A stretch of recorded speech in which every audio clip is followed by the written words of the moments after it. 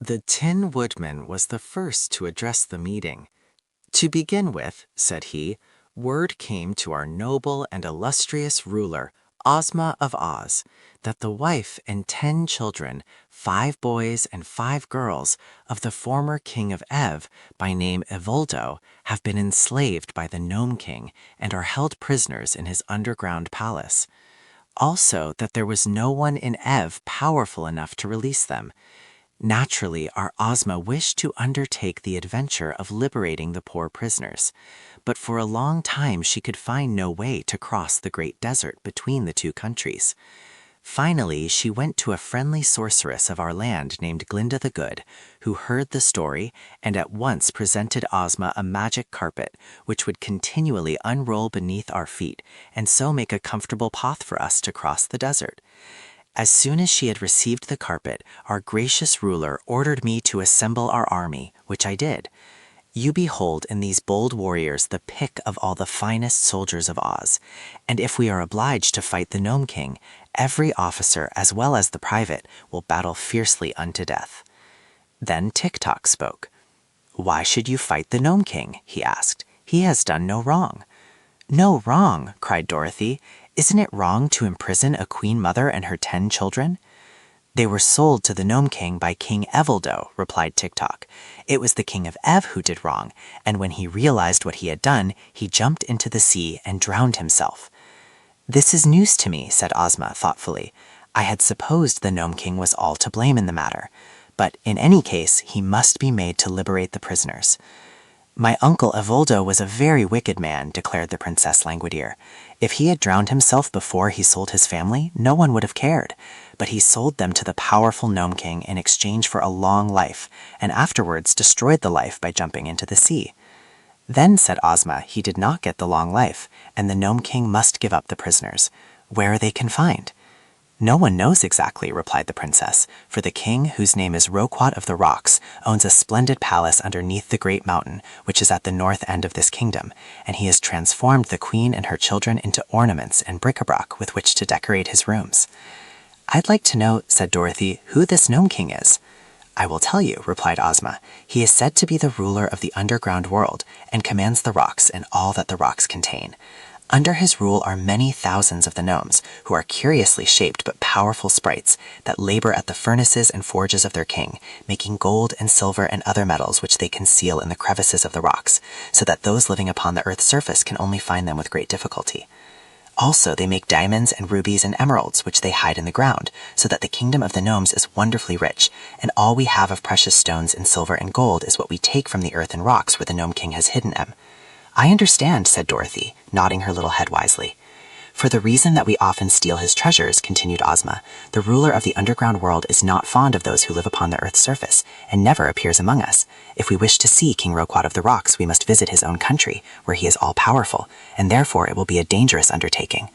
"But for the sake of the poor prisoners," said Dorothy, "we ought to do it." "We shall do it," replied the Scarecrow, "although it requires a lot of courage for me to go near to the furnaces of the Nome King, for I am only stuffed with straw, and a single spark of fire might destroy me entirely. The furnaces may also melt my tin," said the Tin Woodman, "but I am going." "I can't bear heat," remarked the Princess Languideer, yawning lazily, "so I shall stay at home. But I wish you may have success in our undertaking, for I am heartily tired of ruling this stupid kingdom, and I need more leisure in which to admire my beautiful huts." "We do not need you," said Ozma. "For if with the aid of my brave followers I cannot accomplish my purpose, then it would be useless for you to undertake the journey." "Quite true," sighed the princess. "So if you'll excuse me, I will now retire to my cabinet. I've worn this head quite a while, and I want to change it for another." When she had left them, and you may be sure no one was sorry to see her go, Ozma said to Tik-Tok, "Will you join our party?" "I am the slave of the girl Dorothy, who rescued me from prison," replied the machine. "Where she goes, I will go." "Oh, I am going with my friends, of course," said Dorothy quickly. "I wouldn't miss the fun for anything. Will you go too, Billina?" "To be sure," said Billina in a careless tone. She was smoothing down the feathers of her back and not paying much attention. "Heat is just in her line," remarked the Scarecrow. "If she is nicely roasted, she will be better than ever." "Then," said Ozma, We will arrange to start for the kingdom of the gnomes at daybreak tomorrow, and in the meantime, we will rest and prepare ourselves for the journey." Although Princess Languedere did not again appear to her guests, the palace servants waited upon the strangers from Oz and did everything in their power to make the party comfortable. There were many vacant rooms at their disposal, and the brave army of 27 was easily provided for and liberally feasted. The Cowardly Lion and the Hungry Tiger were unharnessed from the chariot and allowed to roam at will throughout the palace, where they nearly frightened the servants into fits, although they did no harm at all. At one time, Dorothy found the little maid Nanda crouching in terror in a corner, with the Hungry Tiger standing before her. "You certainly look delicious," the beast was saying. "Will you kindly give me permission to eat you?" "No, no, no," cried the maid in reply. "Then," said the tiger, yawning frightfully, "please to get me about 30 pounds of tenderloin steak, cooked rare, with a peck of boiled potatoes on the side, and 5 gallons of ice cream for dessert." I'll do the best I can," said Nanda, and she ran away as fast as she could go. "Are you so very hungry?" asked Dorothy in wonder. "You can hardly imagine the size of my appetite," replied the tiger sadly. "It seems to fill my whole body, from the end of my throat to the tip of my tail. I am very sure the appetite doesn't fit me and is too large for the size of my body. Someday, when I meet a dentist with a pair of forceps, I'm going to have it pulled." "What, your tooth?" asked Dorothy. "No, my appetite," said the Hungry Tiger. The little girl spent most of the afternoon talking with the Scarecrow and the Tin Woodman, who related to her all that had taken place in the land of Oz since Dorothy had left it. She was much interested in the story of Ozma, who had been, when a baby, stolen by a wicked old witch and transformed into a boy. She did not know that she had ever been a girl until she was restored to her natural form by a kind sorceress. Then it was found that she was the only child of the former ruler of Oz and was entitled to rule in his place. Ozma had many adventures, however, before she regained her father's throne, and in these she was accompanied by a pumpkin-headed man, a highly magnified and thoroughly educated wogglebug, and a wonderful sawhorse that had been brought to life by means of a magic powder.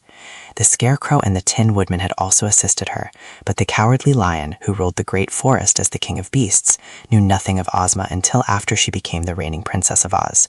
Then he journeyed to the Emerald City to see her, and on hearing she was about to visit the land of Ev to set free the royal family of that country, the Cowardly Lion begged to go with her, and brought along his friend the Hungry Tiger as well. Having heard this story, Dorothy related to them her own adventures, and then went out with her friends to find the sawhorse, which Ozma had caused to be shod with plates of gold, so that its legs would not wear out. They came upon the sawhorse, standing motionless beside the garden gate. But when Dorothy was introduced to him, he bowed politely and blinked his eyes, which were knots of wood, and wagged his tail, which was only the branch of a tree. "What a remarkable thing, to be alive!" exclaimed Dorothy. "I quite agree with you," replied the sawhorse, in a rough but not unpleasant voice. "A creature like me has no business to live, as we all know, but it was the magic powder that did it, so I cannot justly be blamed." "Of course not," said Dorothy, "and you seem to be of some use, 'cause I noticed the Scarecrow riding upon your back." "Oh yes, I'm of use," returned the sawhorse, "and I never tire, never have to be fed or cared for in any way." "Are you intelligent?" asked the girl. "Not very," said the creature. "It would be foolish to waste intelligence on a common sawhorse when so many professors need it. But I know enough to obey my masters and to get up or whoa when I'm told to, so I'm pretty well satisfied." That night, Dorothy slept in a pleasant little bedchamber next to that occupied by Ozma of Oz, and Billina perched upon the foot of the bed and tucked her head under her wing and slept as soundly in that position as did Dorothy upon her soft cushions. But before daybreak, everyone was awake and stirring, and soon the adventurers were eating a hasty breakfast in the great dining room of the palace. Ozma sat at the head of a long table on a raised platform, with Dorothy on her right hand and the Scarecrow on her left. The Scarecrow did not eat, of course, but Ozma placed him near her so that she might ask his advice about the journey while she ate. Lower down the table were the 27 warriors of Oz, and at the end of the room the lion and the tiger were eating out of a kettle that had been placed upon the floor, while Billina fluttered around to pick up any scraps that might be scattered. It did not take long to finish the meal, and then the lion and the tiger were harnessed to the chariot, and the party was ready to start for the Nome King's palace. First rode Ozma, with Dorothy beside her in the golden chariot and holding Billina fast in her arms. Then came the Scarecrow on the Sawhorse, with the Tin Woodman and Tick-Tock marching side by side just behind him. After these tramped the army, looking brave and handsome in their splendid uniforms. The generals commanded the colonels, and the colonels commanded the majors, and the majors commanded the captains, and the captains commanded the privates, who marched with an air of proud importance, because it required so many officers to give him his orders. And so the magnificent procession left the palace and started along the road just as day was breaking, and by the time the sun came out, they had made good progress toward the valley that led to the Nome King's domain.